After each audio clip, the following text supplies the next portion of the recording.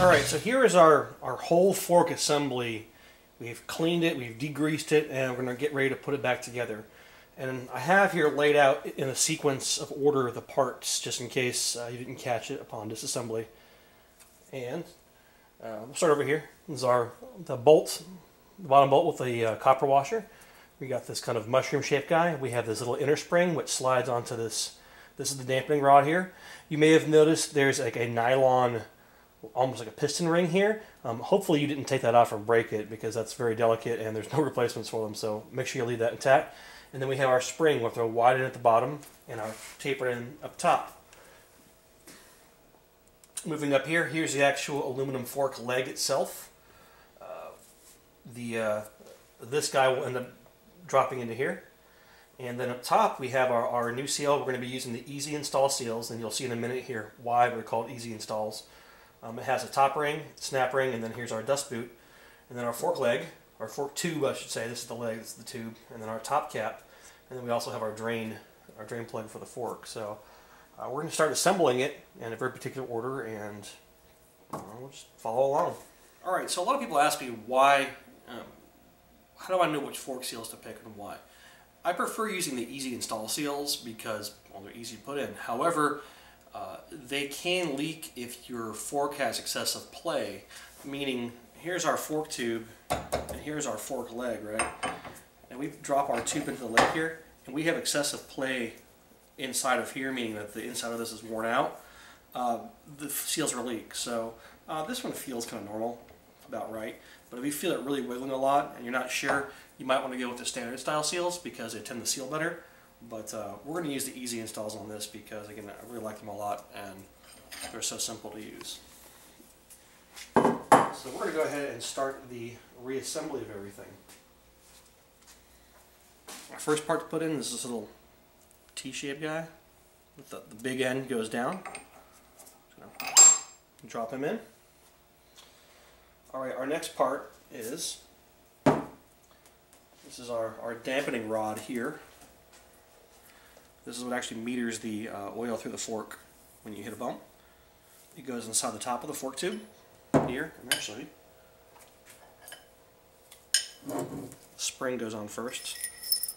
Put that spring on, and I'm going to drop it in.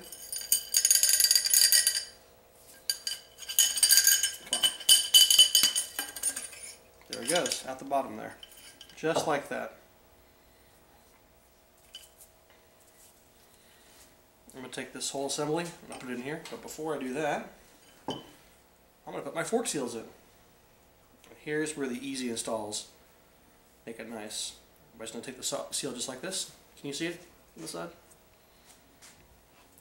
Ready? Just like that. That's it. And that's why I love these so much, because you pop them in, you can pop them out. They're really great. They make doing this kind of job so much easier. Aluminum washer goes on top, and if you also noticed here on the seal, I have those kind of veins right here. Those veins face down. People ask us that a lot all the time. That goes in, that goes on, and then I'll put in my snap ring. Just like that. It's that simple. It really is. Kind of pull the seal up there, like that. Okay. I'm going to take a little bit of just kind of Marvel Mystery Oil here. I'm going to dribble it on that fork seal just to make the installation a little bit easier. Get it lubed up.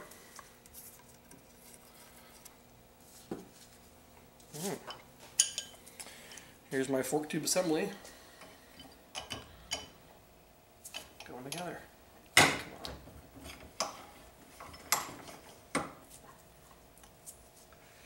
That's that. Next I'm going to do is I'm going to take my spring. And you see how the spring is sticking out? That's because the fork tube is down the fork leg. And I'm going to go ahead and put my top cap on just for the sake of putting my bottom bolt in, which is the very last piece we'll put into the engine. We're going to take this back out in a little while, but for now we're going to put it together.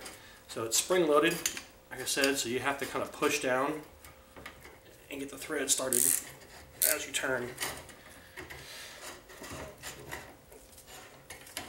Once they grab, you'll know.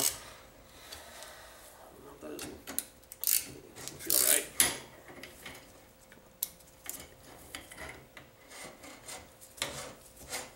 There that goes. And actually, you see I'm turning the fork leg, not the wrench. That's okay. Just so you feel it stop. That's good. Okay, I'm going to come back down to the bottom of the fork here. Turn here the vise a little bit.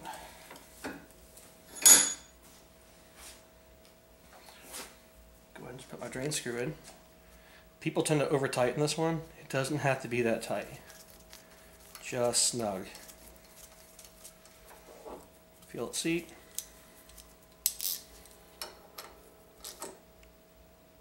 That's it. Doesn't need much. Now the moment we're all waiting for. Our stubborn bolt here. So I'm using a little bit of this is Permatex Ultra Black gasket sealer. This is standard automotive stuff. And I'm just going to put a little blob of it on the threads here. And you're supposed to, from the factory, put a little bit of a kind of a sealer on the threads. And all this is going to do is act like a kind of like a thread locker, but it's not going to be as tight as Loctite. So when you take it apart the fork in the future, it'll come apart. So just a little blob like that. We can actually kind of smear it around, get it into threads. Perfect. All right. And come to the end of the fork here. Put the bolts in.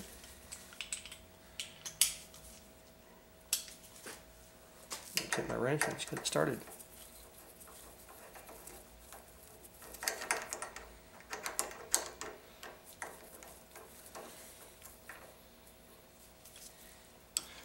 Alright, I'm going to do a two-fold exercise here.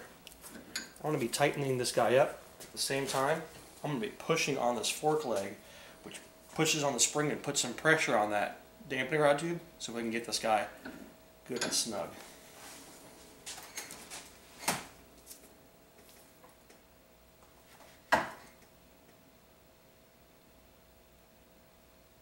That's probably good. Don't have to be super tight. Just snug down. So that's the fork actually reassembled. Go ahead and turn it back vertical again. We're going to take our top cap back off. Again, I only did that so we didn't have the spring in there. We had something to push against. Now we're going to fill it up with oil. And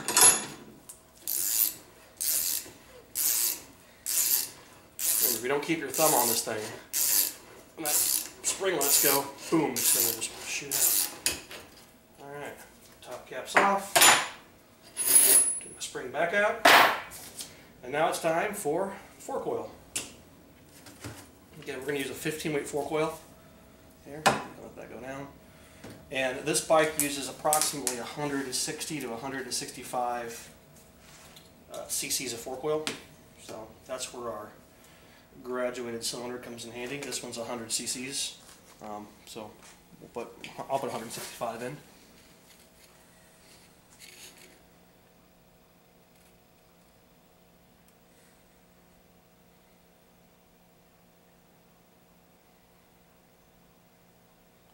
Let the hair over.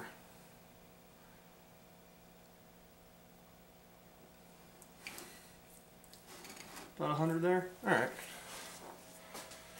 I'm just pouring it in the top.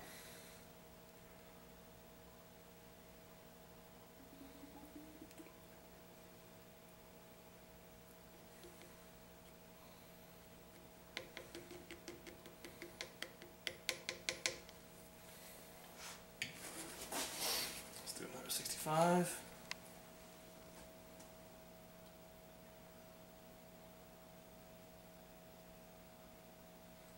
That's too much. Again, if you don't have a graduated cylinder, Just a measuring cup from the grocery store will work too. 165, that's pretty good. These forks are not that hypersensitive to the fluid level in them. I mean, as long as it's relatively close, she'll be okay. They're definitely a low performance design.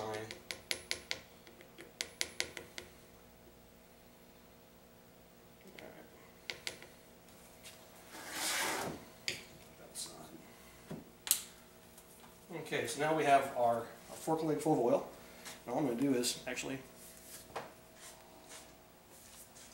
going to run it up and down a couple times through its motion, and that gets the fork oil down in the lower part of the leg.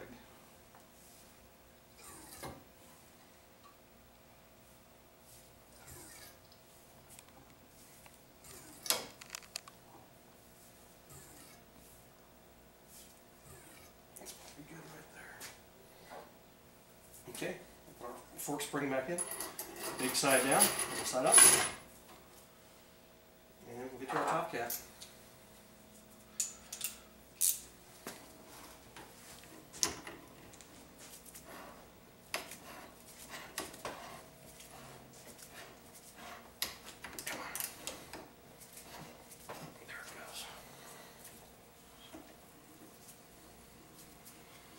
And we're not going to be able to get this all tightened up all the way until it's back on the bike. So you're just going to feel it seat and get it stopped there. Okay. Our last piece of the equation is our dust boot. And I'm just going to put the smallest drop of oil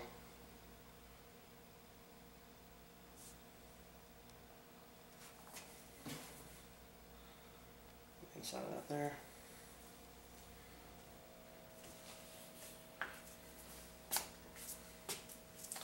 That's it. That fork leg is completely rebuilt. Alright, we're in the last step of the process, actually putting the fork tube back on the bike. And I've gone ahead and kind of cleaned out this lower triple tree here and upper triple tree of any kind of dirt the fork tube sits. And I'm going to use one of my favorite products, an anti-seize compound.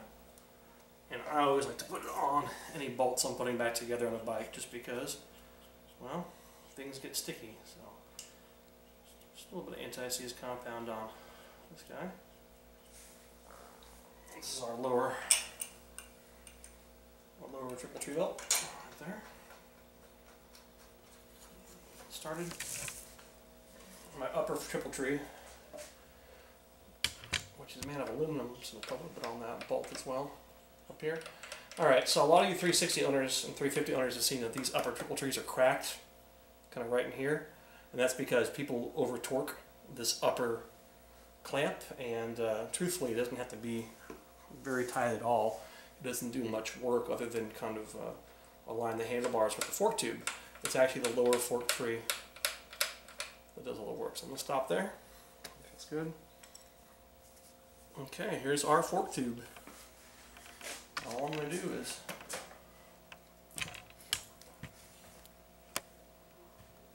slide it up. There it goes.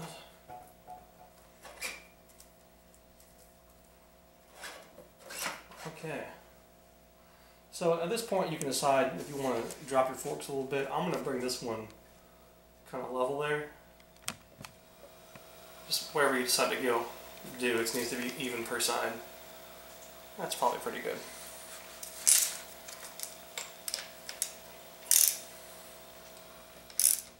Now this lower here, it does have a torque value. I'm using a torque wrench. I'm going to torque this to 18 foot-pounds.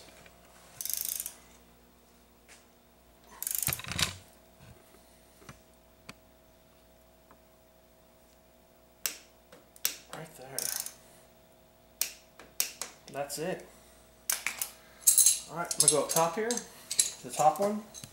The top one really is just a hair beyond snug. Feel it starting to tighten up. That's it. Not very tight at all. Just snug. Because if you tighten it too much, you'll crack that, no problem. If you're missing or you have a broken upper triple tree, contact us. We do have built aluminum replacements. Alright, now last thing I'm going to do, I'm going to turn the handlebars all the way sideways, like this. I'm going to come in and tighten that top fork cap. We only got it so tight when we're working on the bench. I have the handlebars to hold against, and I'm just going to get it good and tight there. And that's it. So we'll do the same thing on the other side and reassemble the front wheel and front brake, and this thing will be good to go. So that is the front fork rebuild on a CB360. Again, this is Brendan at Common Motor, commonmotor.com. Thanks for watching. All right. Come to the other fork here. Put the bolts in.